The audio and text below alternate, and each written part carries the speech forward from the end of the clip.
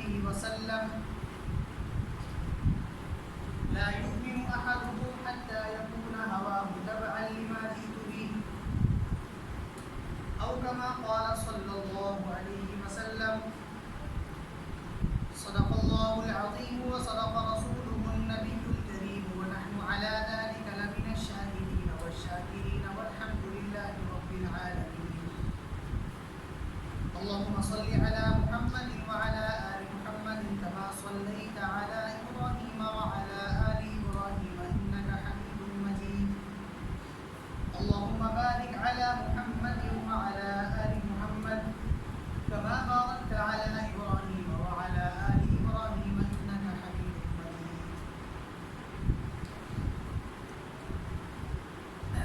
ذوالحج کا مہینہ اسلامی سال کا آخری مہینہ ہے.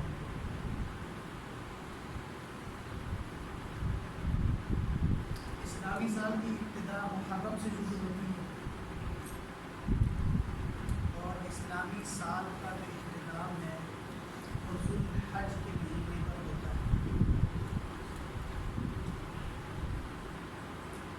ذوالحج کا مہینہ مسلمانوں کے لیے اس اعتبار سے بھی اہم ہوتا ہے. سب سے بڑے عمل تو اس میں حج کا ادا کیا ہے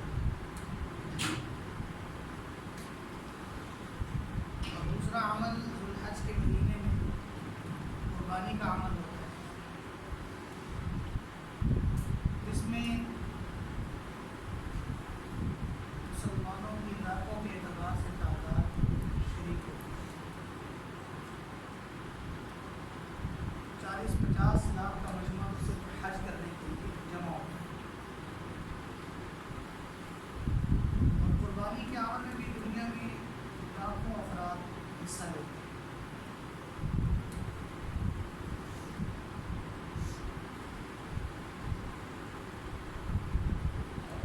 اسی طرح ذوالحج کا جو مہینہ ہے یہ تو پہلے عشرے کے اعمال ہیں. یکم ذوالحج سے لے کر 10 ذوالحج تک کا جو عشرہ ہے اس میں کچھ دن ہیں پھر 11-12 کے دن شامل کر کے قربانی کے پھر 5 دن ہوتے ہیں. ان 5 دنوں میں یہ 2 بڑے عمل کیے جاتے ہیں, ایک حج کا عمل اور ایک قربانی کا عمل. اور اس کو ذوالحج اسی وجہ سے کہا جاتا ہے حج والا مہینہ.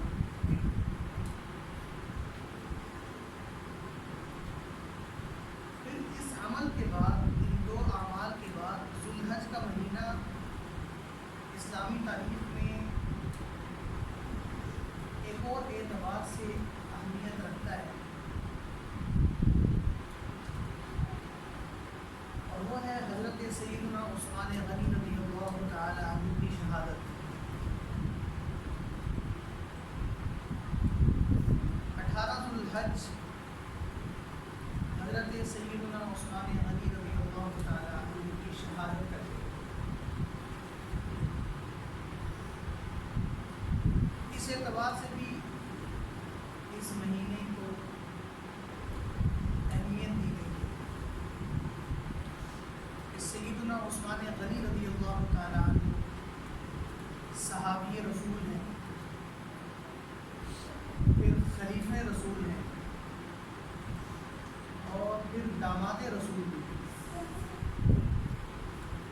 سب سے پہلا شرط حضرت عثمان کے پاس وہ صحابی ہونے کا,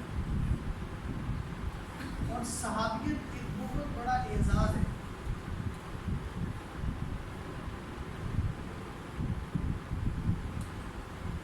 یہ اعزاز اللہ تعالیٰ نے جن لوگوں کو نصیب کیا ہے وہ اللہ تعالیٰ کی بہت قریبی اور برگزیدہ بندے ہیں.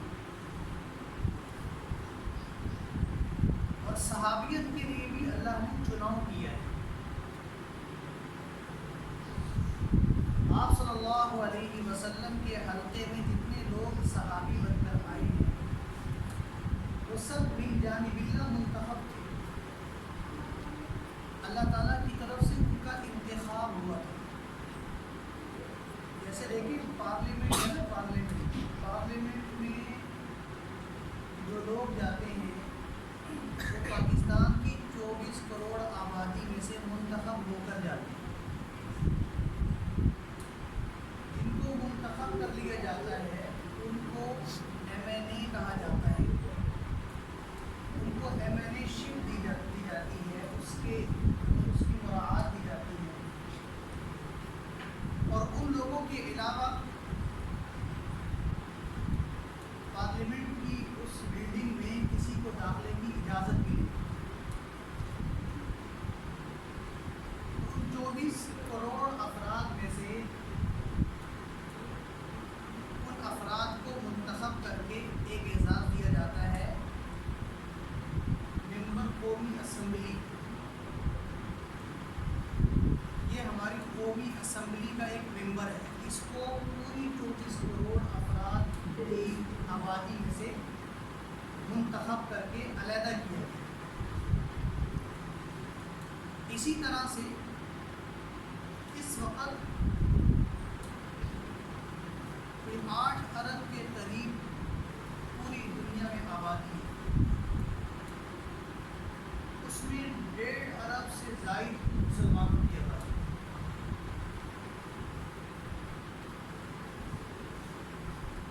ابھی موجودہ اس سے پہلے کتنے مسلمان دنیا میں آئے اور جا چکے. پھر قیامت تک کتنے آئیں گے، قیامت آئے گی دنیا سے جائیں گے. تو پوری امت کی آبادی میں سے اللہ تعالیٰ نے 1,44,000 حضرات کو منتخب کر کے آپ صلی اللہ علیہ وسلم کی حلقے میں جگہ دی اور پھر ان کو صحابیت کا لقب دیا. تو جس فرد کو اللہ تعالیٰ اپنے نبی کے لیے منتخب کر دے وہ فرد یقیناً نبی کی نگاہوں میں بڑا معزز ہوگا، لیکن اللہ کی نگاہ میں اس کا اعزاز اور معزز ہونا بہت زیادہ ہوگا.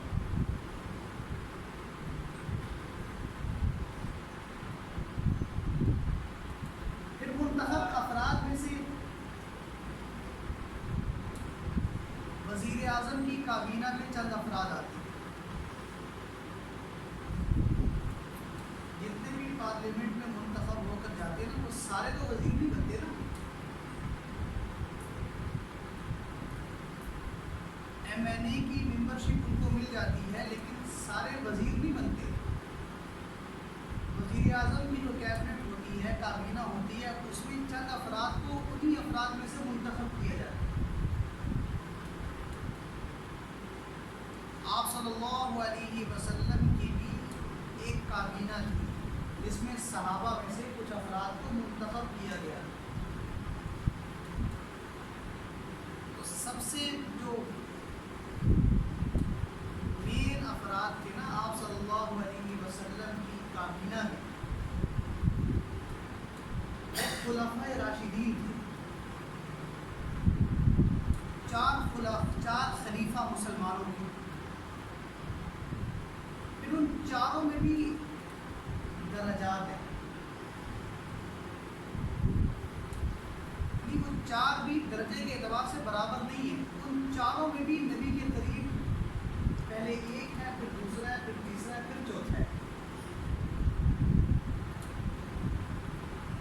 پہلا خلیفہ نبی کا حضرت سیدنا ابوبکر صدیق رضی اللہ تعالی عنہ منتخب. دوسرا خلیفہ حضرت سیدنا عمر بن خطاب رضی اللہ تعالی عنہ منتخب. تیسرے خلیفہ حضرت سیدنا عثمان بن عفان رضی اللہ تعالی عنہ یہ منتخب. اور چوتھے خلیفہ ہیں حضرت سیدنا علی بن ابی طالب رضی اللہ تعالی عنہ یہ منتخب. اب پہلے اللہ نے نبی کے لیے امت میں سے کس کو منتخب کیا؟ صحابہ کو. کس کو کیا؟ صحابہ کو. مگر نا مسلمان تو امت میں بہت سے ہیں. لیکن شرف صحابیت کے لیے اللہ نے امت میں سے 1,44,000 افراد کا چناؤ کیا، انتخاب کیا کہ یہ وہ لوگ ہیں جو لائق ہیں نبی کی صحبت کے، جن کو اگر نبی کی صحبت سونپی جائے تو یہ نبی کی صحبت کا حق ادا کر سکتے ہیں۔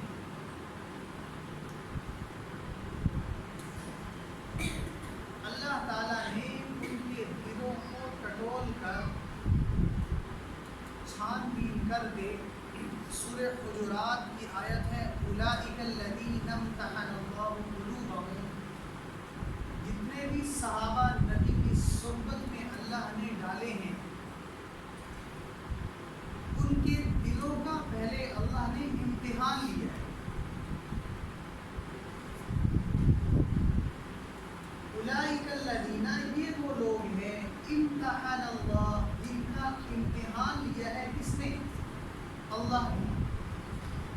کس چیز کا؟ قلوبہم، ان کے دلوں کا، کہ ان کے دل کتنے پاکیزہ ہیں۔ نبی کی صحبت میں گنجائش صرف اس کو مل سکتی ہے جس کا دل ہر عیب سے پاک ہو۔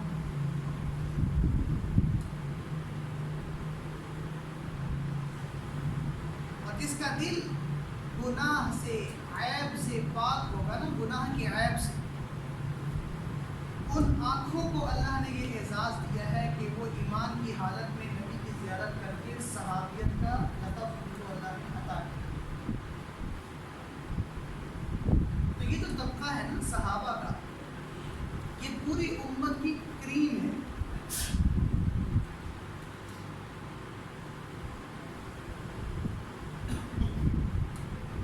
اس طبقے کو اللہ تبارک و تعالیٰ نے پوری امت کی کریم قرار دیا ہے کہ جتنے بھی افراد نبی کی صحبت میں آئے ہیں، جن کو اللہ نے چنا ہے، پوری امت سے خاص کر لیے گئے، اور خاص کرنے کے بعد خاص بنائے گئے ہیں، اور پھر نبی کی خاص صحبت ان کو عطا ہوئی ہے۔ اس کے بعد اللہ تعالیٰ نے ان کو اپنی رضا کا پروانہ نصیب کیا۔ ہم 70 سال تک تہجد پڑھتے رہے اور 70 سال تک ہماری نمازیں قضا نہ ہو، 70 سال کی زندگی ہم روزہ رکھ کر گزار دیں، 70 سال کی زندگی میں ہر دن ہم صدقہ کریں، نیکیوں کے انبار لگا دیں، لیکن اللہ کی قسم امت کا یہ عقیدہ ہے کہ امت میں سب سے بڑا نیک شخص، سب سے بڑا نیک شخص، یعنی جس کی ساری زندگی نہ تہجد قضا ہوئی ہو، نمازیں تو دور کی بات، تہجد بھی اس کی قضا نہ ہوئی ہو، اس سطح کا انسان بھی صحابہ کے میدان جنگ میں دوڑتے ہوئے گھوڑے جن کی ناک میں مٹی اور گرد و غبار میدان جنگ کا پڑ رہا ہے، امت کا عقیدہ ہے امت کا بہترین اور نیک شخص بھی اس گھوڑے کی ناک میں پڑی ہوئی مٹی کے گرد و غبار کے برابر بھی نہیں۔ صحابہ کے ساتھ کسی کا موازنہ آپ کر ہی نہیں سکتے کہ اللہ تعالیٰ نے جن سواریوں پر صحابہ سوار ہیں اور جن گھوڑوں کو وہ میدان جنگ میں دوڑا رہے ہیں، اور جو گرد و غبار ان گھوڑوں کی ناک میں پڑ رہا ہے، وہ ناک میں پڑنے والا گرد و غبار بھی اتنا قیمتی ہے کہ امت کا نیک شخص بھی اس کے برابر نہیں ہو سکتا۔ تو اس سے اندازہ لگائیں کہ نبی کا ایک صحابی کتنا وزنی ہوگا اللہ کے۔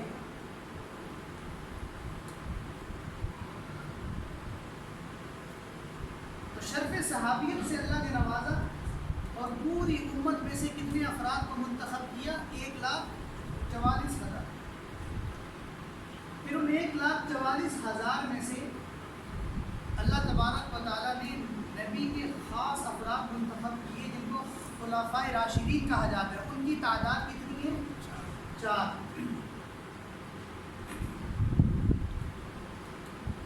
ان 4 میں تیسرے نمبر کے خلیفہ ہیں حضرت سیدنا عثمان غنی رضی اللہ تعالیٰ.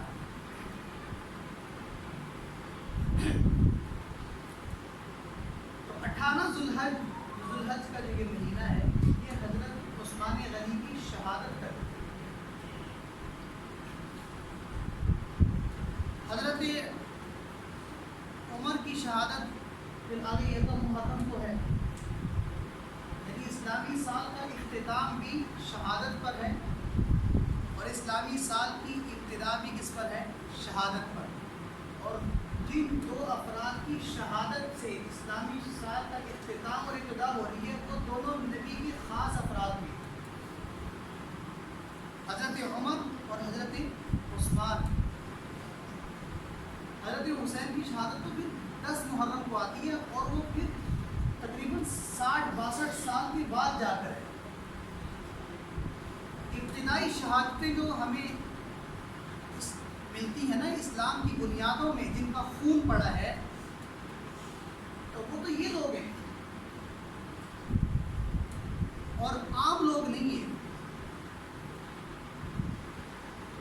خلفائے راشد، خلیفہ کا، نبی کے خلیفہ کا مقام کیا ہے بتا آپ کو؟ آپ صلی اللہ علیہ وسلم نے فرمایا علیکم بسنتی وسنت الخلفاء الراشدین المہدیین.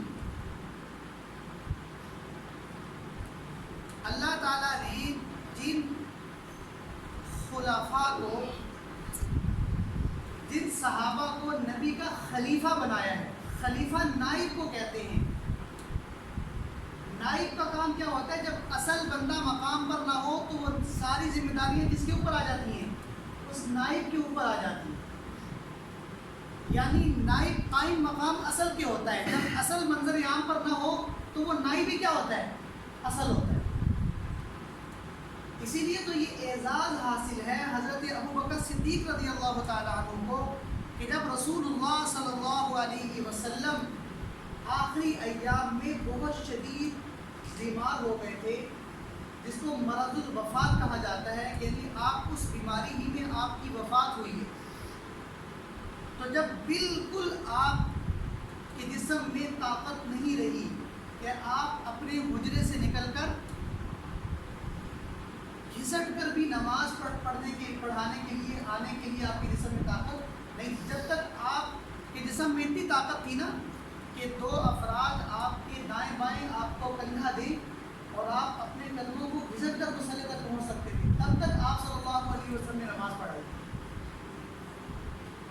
اور جب اتنی بھی طاقت نہیں رہی تو آپ نے فرمایا مرو ابا بکر فلیصلی بالناس، جاؤ میرے نائب ابو بکر کو کہو آج کے بعد نبی کے مصلی پر ہم اس کا ہے صحابہ کو نماز پڑھاؤ.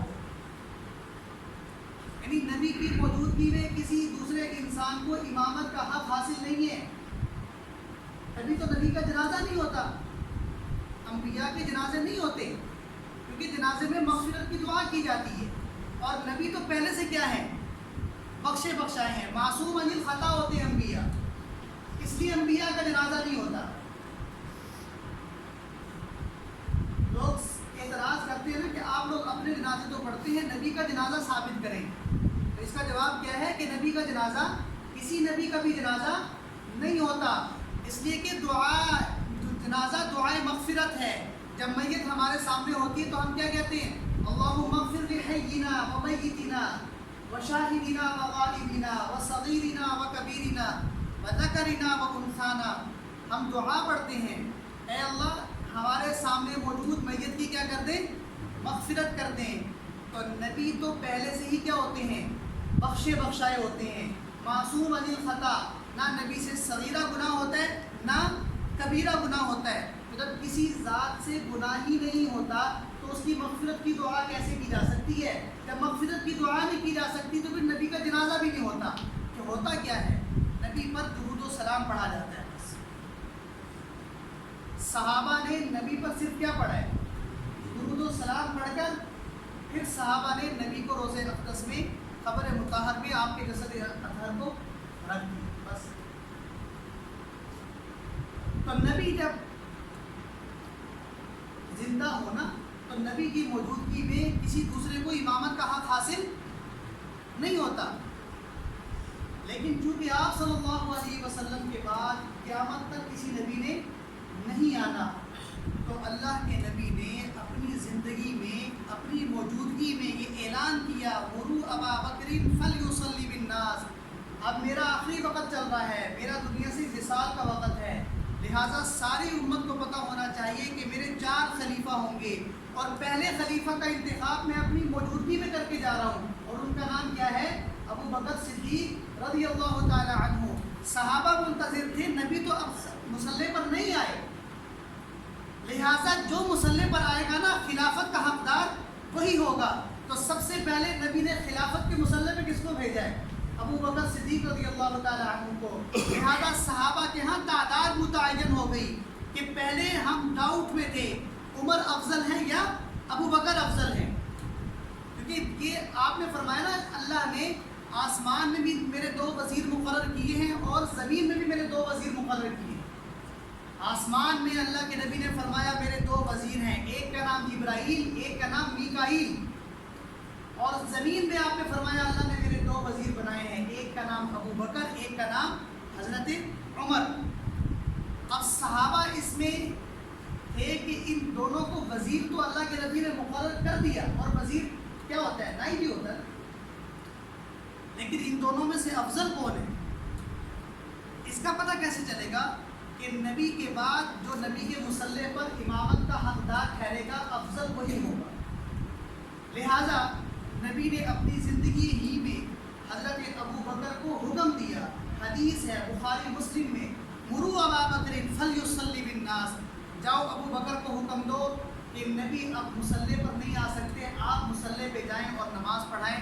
لہذا جب ابو بکر مصلی پر آئے تو صحابہ کا اعتراض ختم ہو گیا کہ اب عمر اور ابو بکر میں بھی جو افضل ہے وہ کون ہے؟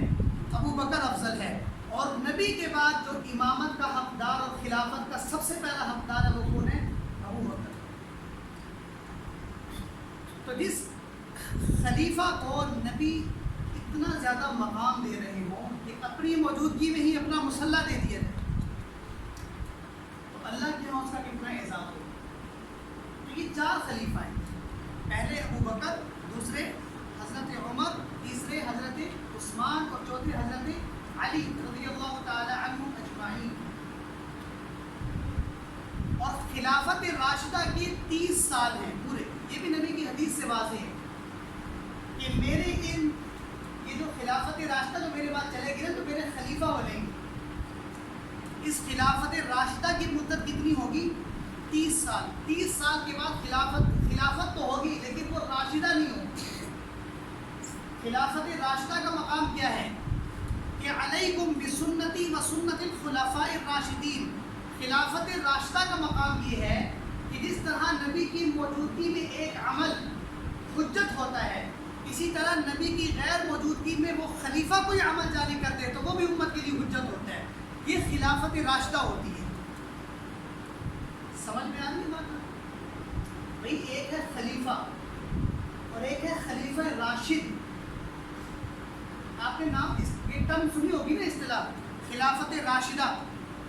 ایک ہوتی ہے عام خلافت کہ مسلمان کسی کو اپنا امیر بنا دیں تو وہ قرآن و سنت کے احکامات نافذ کرنے کا پابند ہوتا ہے، وہ اس اعتبار سے خلیفہ ہے جس کو اللہ قرآن میں فرما رہے انی جاعل فی الارض خلیفہ، میں انسان کو پیدا کرنے لگا ہوں جو زمین میں میرا نائب بنے گا، یعنی خلیفہ بنے گا۔ اور اس زمین میں پیدا ہونے والے انسان کا کام کیا ہوگا؟ اللہ کی زمین پر اللہ کے احکامات کو کیا کرے؟ نافذ کرے۔ لیکن وہ پہلے سے طے شدہ احکامات کو نافذ کرے گا، نہ اس میں وہ کمی کر سکتا ہے نہ وہ اس میں اضافہ کر سکتا ہے۔ جبکہ خلافت راشدہ کا مقام یہ ہے کہ نبی نے فرمایا کہ جس طرح سے میری سنت پر عمل کرنا لازم ہے کہ میں کسی عمل کو جاری کر دوں کہ آج کے بعد تم نے زکوٰۃ اس طرح سے دینی ہے، آج کے بعد تم نے جو ہے وہ صدقہ اس طرح سے دینا ہے، نکاح اس طرح سے کرنا ہے، نبی کسی عمل کو جاری کر دے نا تو وہ عمل امت کے لیے کیا ہوتا ہے؟ حجت ہوتا ہے، امت پر اس عمل کی اتباع اور پیروی کرنا لازم ہوتا ہے۔ یہی مقام خلافت راشدہ کا ہے کہ نبی نے فرمایا کہ میرے خلفائے راشدین کا بھی یہی مقام ہے کہ میرے بعد جب وہ کسی عمل کو جاری کر دیں گے تو وہ بھی اسی طرح سے حجت ہوگا جس طرح سے میرا عمل تم پر کیا ہے، حجت ہے۔ تو یہ خلافت راشدہ، اس کی مدت کتنی سال رہی ہوئی؟ 30 سال۔ اس میں 4 خلفاء کا زمانہ گزرا اور 6 مہینے حضرت حسن کے گزرے رضی اللہ تعالی عنہ اجمعین۔ ان 30 سالوں کے بعد خلافت راشدہ کا مقام ختم ہو گیا اور پھر کس کا مقام شروع ہوا ہے؟ خلافت کا۔ اب وہ جو خلافت 30 سال کے بعد جو ہے نا، اس کے لیے لازم ہے کہ جو اصول و ضوابط اسلام کے خلفائے راشدین کے دور میں طے کر دیے گئے ہیں اسی پر عمل کروایا جائے گا، اپنی طرف سے کوئی عمل ایڈ نہیں کیا جائے گا۔ اس طرح دیکھیں نا، تراویح کا جو عمل ہے، یہ تراویح کا عمل جس طرح سے ہم تراویح پڑھتے ہیں، 20 رکعت تراویح ہم پڑھتے ہیں نا مسجدوں میں، رمضان المبارک میں پڑھتے ہیں، کہ اس طرح کی تراویح نبی کے دور میں نہیں تھی، نہ ہی حضرت ابوبکر کے دور میں تھی۔ ایک مسجد میں ایک امام کھڑا ہو اور وہ الف لام میم سے والناس تک پورا قرآن پڑھے اور اس امام کی ابتدا میں 20 تراویح کی جماعت ہو ایک مسجد میں، یہ نبی کے دور میں یہ جماعت نہیں تھی۔ آپ صلی اللہ علیہ وسلم کے دور میں تراویح کی شکل کیا تھی؟ کچھ صحابہ اس طرف کھڑے ہو گئے، کچھ جماعت بنا کے بعد کھڑے ہو گئے، یعنی ایک مسجد میں کئی جماعتیں ہوتی تھیں تراویح۔ پھر حضرت ابوبکر صدیق کا دور آیا تو یہی طریقہ چلتا رہا۔ پھر جب حضرت عمر کا دور آیا تو حضرت عمر نے اس پرانی ترتیب کو تو قائم رکھا، لیکن اس ترتیب کی شکل کو ختم کر دیا کہ پہلے جماعتیں ایک مسجد میں تراویح کی بہت ساری ہو رہی ہیں، تو حضرت عمر نے کیا کہا کہ ایک مسجد میں ایک امام ہوگا اور ایک جماعت ہوگی آج کے بعد۔ تو اس وقت سے امت میں یہ عمل ایسے تواتر کے ساتھ چلا ہے کہ آج تک مساجد میں اسی ترتیب پر تراویح قائم ہوتی ہے۔ اب اگر دیکھا جائے تو کہیں گے کہ بھئی حضرت عمر کو کیا حق بنتا تھا کہ ایک عمل نبی کے دور میں کسی اور شکل میں ہے اور حضرت ابوبکر نے بھی اس ترتیب کو قائم رکھا ہوا ہے، تو عمر کو ایسا کون سا مقام حاصل ہو گیا کہ عمر نے اس عمل کی شکل بدل دی؟ عمل تو باقی رکھا لیکن شکل کیا کر دی؟ تبدیل کر دی۔ تو عمر کو ایسی کون سی اتھارٹی دی تھی اسلام نے کہ وہ اس کے اہل بنے؟ تو جواب کیا ہے کہ وہ عمر کیا تھے؟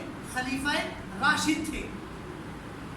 سمجھ میں آ رہی بات؟ آپ کہیں گے میں ہر جمعے کو کوئی دوسری باتیں کرتا ہوں تو مرنے کی عمل کی، تو آج میں کچھ اور ہی بات شروع کر دی۔ تو بھائی بات یہ ہے کہ یہ ساری علمی باتیں ہیں کہ ہمیں کرنی آتی ہیں، لیکن ہم اس وجہ سے یہ باتیں بار بار نہیں کرتے کہ یہ امت کی ضرورت نہیں۔ امت کی ضرورت کیا ہے؟ نماز پڑھے، روزہ رکھے، بے حیائی سے بچے۔ تو یہی باتیں ہم بار بار ممبروں سے کرتے رہتے ہیں نا، تاکہ عملی شکل ہو اور لوگ ہمیں بیوقوف سمجھنا لگ جاتے ہیں کہ ان کو تو صرف نماز روزے کے علاوہ کوئی دین کا پتہ ہی نہیں۔ پتہ ہمیں بہت سارا ہے، لیکن ہم آپ کو بتاتے نہیں ہیں اس لیے کہ وہ آپ کی ضرورت نہیں ہے نا۔ یہ علماء کی ضرورت ہوتی ہے، یہ مباحث علماء کے ہوتے ہیں، وہ آپس میں ڈسکس کر لیتے ہیں، حل ہو جاتے ہیں۔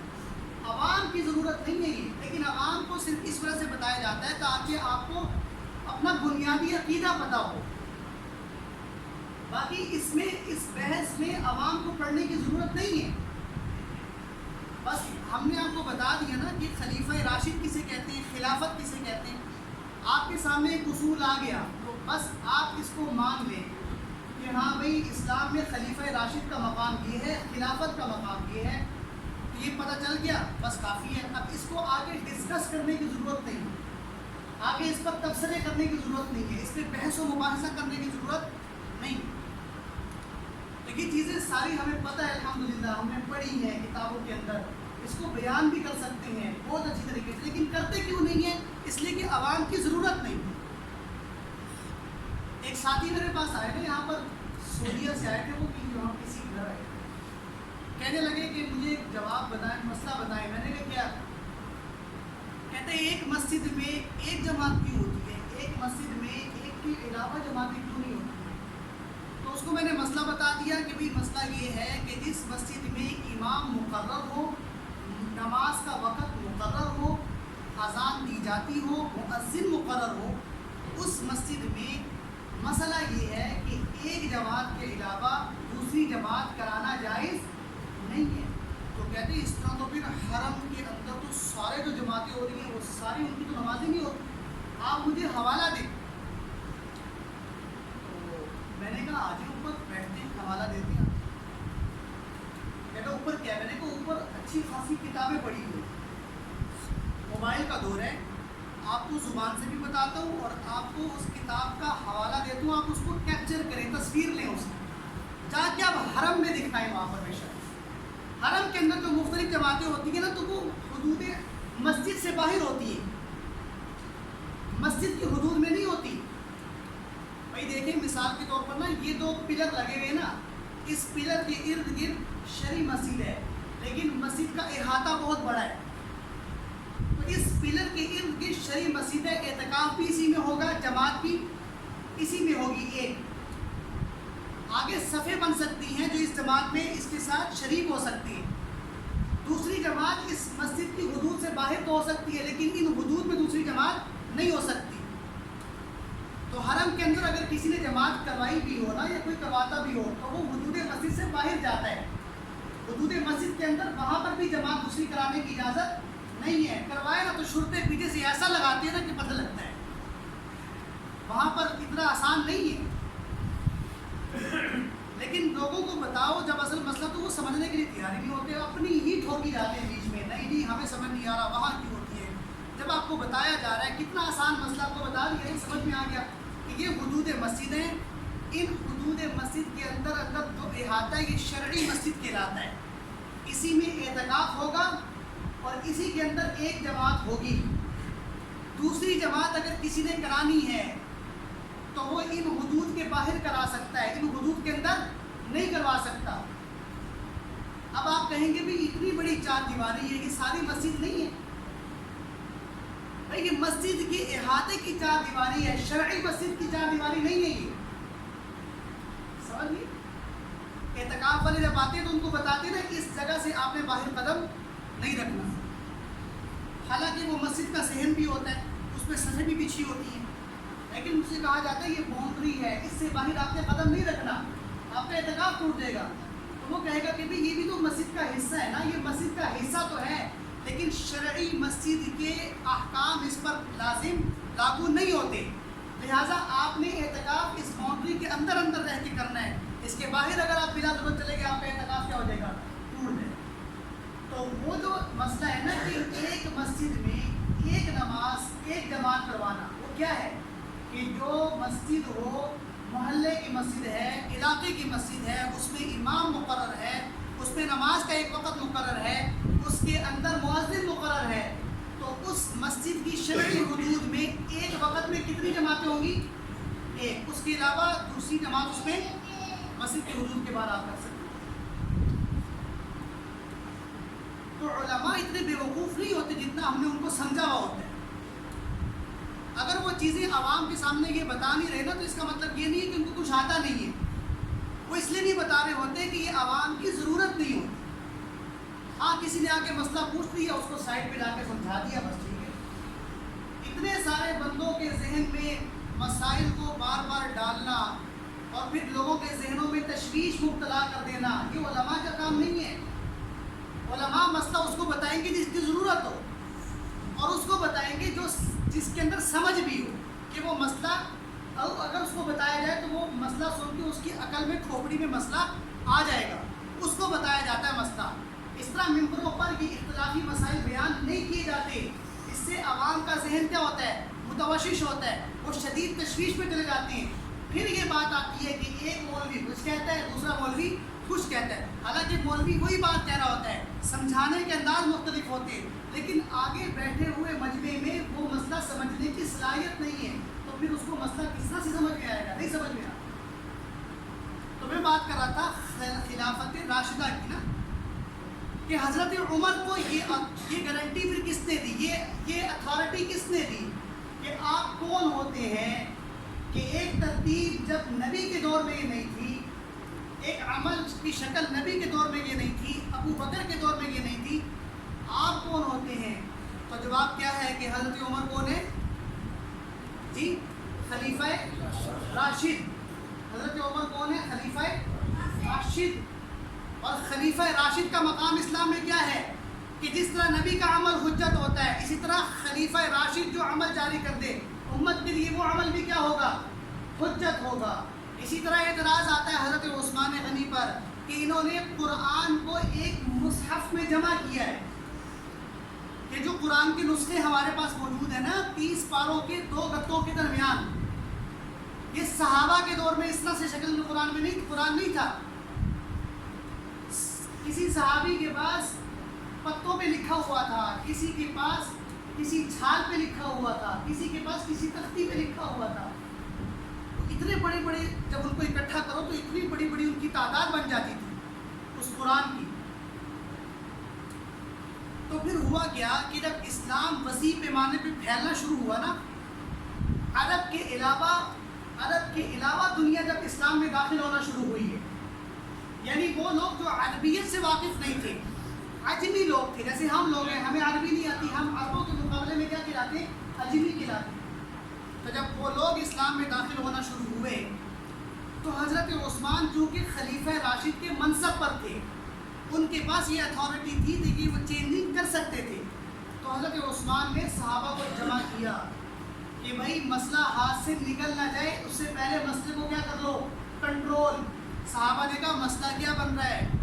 وہ صحابہ جو ان کی شورا میں تھے فرمایا کہ دیکھو اب عرب کے علاوہ بھی لوگ اسلام میں داخل ہو رہے جن کو عربی زبان نہیں آتی. اگر یہی ترتیب رہی تو مجھے ڈر ہے کہ قرآن کی تلاوت ہی بدل نہ جائے. عرب تو پہچان لے گا نا کہ یہ لفظ اس طرح سے ہے، اس طرح سے نہیں ہے، لیکن جس کو عربی آتی نہیں ہے وہ کس طرح سے پہچانے گا؟ لہٰذا کیا کیا جائے کہ جتنے صحابہ کے پاس مصحف لکھے ہوئے ہیں، جو کاتبین وحی تھے، ان سب کو اکٹھا کیا جائے، ان سب کے پاس لکھے ہوئے نسخوں کو جمع کیا جائے اور سب کو جمع کر کے دیکھا جائے، اور پھر سب کو جمع کرنے کے بعد ایک نسخے کو پوری امت کے لیے قائم کر دیا جائے اور باقی سارے نسخے جلا دیے گئے. تو حضرت عثمان نے ایک نسخہ بنانے کے بعد سارے نسخوں کو کیا کر دیا؟ نظر آتش کر دیا، جلا. اچھا لوگ کہتے ہیں کہ دیکھو کتنی بڑی یہ گستاخی کی حضرت عثمان نے کہ انہوں نے قرآن کو جلایا. تو یہ ہماری نظر میں تو گستاخی ہے، یعنی جو لوگ اعتراض کرتے ہیں نا ان کی نظر میں تو گستاخی ہو سکتی ہے، لیکن جو پوری امت جس کی نگاہ میں آ رہی ہو اور وہ پوری امت کے مستقبل کو دیکھ کر فیصلہ کر رہا ہو، اس کے حق میں گستاخی نہیں ہے. وجہ کیا ہے کہ اگر ان نسخوں کو باقی رکھا جاتا تو ممکن ہے کسی کے ہاتھ لگ جاتا، کل کو کوئی دوسرا قرآن بنا کر پیش کر دیتا. تو ایک نسخہ قائم کرنے کا کوئی مقصد نہ رہا نا پھر، اس لیے ایک نسخہ 2 گتوں کے درمیان بنایا گیا اور باقی سارے نسخوں کو کیا کر دیا گیا؟ نظر آتش کر دیا گیا، جلا دیا گیا، ختم کر دیا گیا. اب پوری امت کا اجماع ہے کہ جو حضرت عثمان نے قرآن قائم کیا تھا، جو نسخہ بنایا تھا، پوری امت کا اجماع ہے، ایمان ہے کہ یہ قرآن وہی قرآن ہے جو نبی پر کیا ہوا تھا؟ نازل ہوا تھا. اب کوئی کہے کہ اس قرآن کو پڑھنا جائز نہیں ہے کیونکہ یہ حضرت عثمان نے بنایا ہے، تو ہم اس کو جواب دیں گے اس قرآن کو پڑھنا اس وجہ سے جائز ہے کہ حضرت عثمان کا عمل امت کے لیے کیا ہے؟ خلیفہ راشد ہونے کی وجہ سے حجت ہے. لہٰذا اگر انہوں نے کسی ترتیب کو ختم کر کے ایک نئی ترتیب بنائی ہے تو نبی ہمیں حدیث سنا کر گئے ہیں کہ جس طرح میرا عمل تم پر حجت، اس طرح خلفائے راشدین کا عمل بھی کیا ہے؟ حجت ہے. جتنا تمہیں میرے عمل پر عمل کرنے کا ثواب ملے گا اتنا ہی ثواب تمہیں میرے خلفائے راشدین کے عمل پر عمل کرنے کا ملے گا. دونوں میں فرق اللہ کے نبی نے کیا کر دیا؟ ختم کر. تو میرے بھائی یہ صحابہ کا مقام ہے اور صحابہ میں خلفائے راشدین کا یہ مقام ہے کہ جن کے عمل کو اللہ کے نبی نے کیا بنا دیا؟ امت کے لیے حجت. انہی میں سے ایک ہیں حضرت عثمان. 18 ذی الحج کو جن کی شہادت ہوئی، اللہ ان کی زندگی سے سیکھنے کی توفیق دے اور صحابہ کی قدر ہمیں نصیب فرمائے. وبا علیہ.